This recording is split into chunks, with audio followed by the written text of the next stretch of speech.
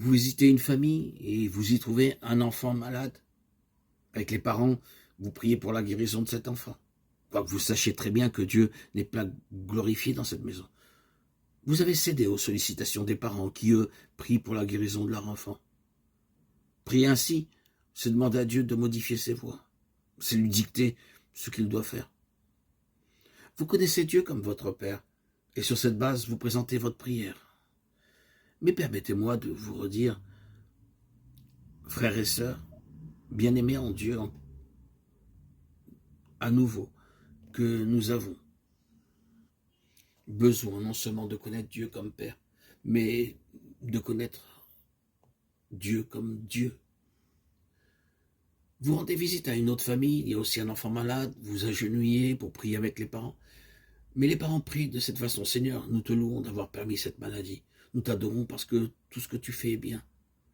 S'il te plaît de reprendre l'enfant, nous acceptons ta volonté. Mais s'il te plaît de nous faire voir ta grâce, nous te demandons de le guérir. C'est bien de s'attendre à la grâce de Dieu. L'acceptation des voies de Dieu n'exclut pas la prière, n'élimine pas la grâce. Mais il y a un ordre à suivre ici. Nous devons premièrement capituler devant Dieu, accepter la situation, car c'est la volonté de Dieu. Ensuite, nous pouvons prier. La prière est l'expression de ma volonté. Adorer, c'est accepter la volonté de Dieu. Comme nous avons besoin de nous laisser instruire par l'exemple de Moïse, Dieu le fit connaître ses voies, et lorsqu'il vit la sainteté, la majesté de Dieu, il tomba la face contre terre devant lui. Il n'a pas argumenté avec Dieu lorsqu'il dit qu'il punirait l'iniquité des pères jusqu'à la 4e génération. Oh, combien nous avons besoin de reconnaître et d'aimer les voies de Dieu, quel que soit leur effet sur nous. Moïse désirait vivement entrer dans le pays de Canaan, mais la proclamation que Dieu lui fit de ses voies fit s'éteindre tout désir personnel et le courba jusqu'à terre dans l'adoration. Frères et sœurs bien-aimés en Christ, nous ne devons pas seulement apprendre à accepter la volonté de Dieu et faire son œuvre, nous devons aussi apprendre à aimer ses voies, trouvant notre plaisir dans tout ce qu'il fait pour son bon plaisir. Le livre de Josué commence par une grande mission confiée par Dieu à Josué, conduire son peuple dans le pays de Canaan. Quelle lourde responsabilité. Moïse, ce serviteur de Dieu âgé, était mort, et il en était de même d'Aaron. Et c'est ce jeune homme maintenant qui doit affronter cette tâche prodigieuse. Quel sentiment a-t-il dû éprouver? Si Moïse, avec ses longues années d'expérience, n'avait pas pu introduire le peuple dans le pays de la promesse, quel espoir y avait-il pour un homme aussi jeune que Josué? Comment pourrait-il tenir tête aux 7 nations qui habitaient le pays et dont chacune représentait un redoutable adversaire? Comment pourrait-il conduire un peuple comme le peuple d'Israël avec leur crainte de la mort et leur constante récrimination? Confronté à un tel défi, vous étonnez-vous qu'il était presque accablé? C'est à ce moment-là qu'il eut une vision. Un homme avec une épée lui apparut. Ne le reconnaissant pas, il lui demanda: « Es-tu des nôtres ou de nos ennemis ?» Josué 5,13. L'homme répondit sans équivoque: « Non. » Il n'était ni pour un côté ni pour l'autre. Il était venu pour une seule chose.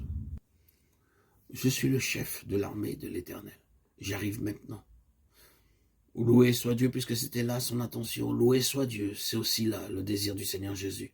Il n'est pas venu pour nous aider, ni pour aider nos ennemis, mais pour occuper cette position de chef de l'armée de l'Éternel.